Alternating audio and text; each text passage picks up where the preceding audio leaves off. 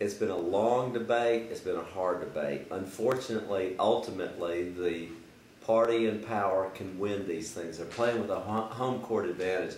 In fact, the president said it best. He said, elections have consequences. We now have the consequences of voting for a very liberal president, very liberal speaker, or members of Congress who will elect someone like Nancy Pelosi, and a guy like Harry Reid. These are people who pulled all kinds of parliamentary tricks to get this done. A lot of sleazy deals were made in the back room.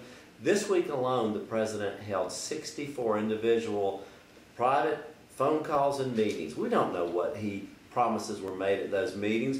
Roads, bridges, federal offices and positions, rides on Air Force One, whatever it takes. And they might show up down the road. There might be new buildings in people's districts, new roads or whatever. That's only part of the bribery.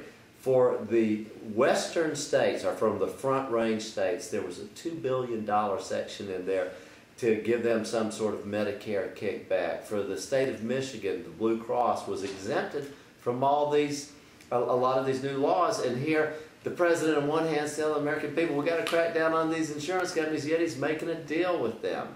And then there are other things in there, like the Florida Gatorade, and Hawaii has $7.5 million.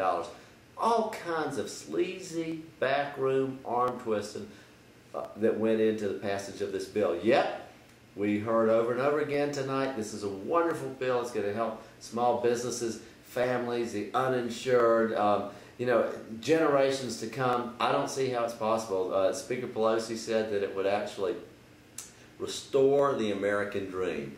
I don't know how that's possible when individuals are going to have mandates on them to get insurance. Insurance companies are going to have to offer certain kinds of insurance. Employers are going to have to comply with it and will be penalized if they don't. And who's going to watch over this? 16,000 new IRS agents and all kinds of new government bureaucracies.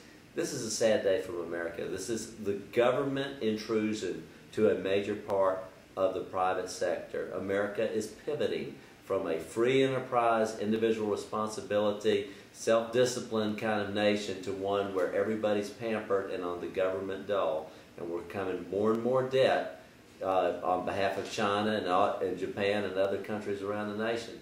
I think what we've got to do is keep pushing back on government spending, try to repeal as much of this bill as possible, and try to get our financial house back in order.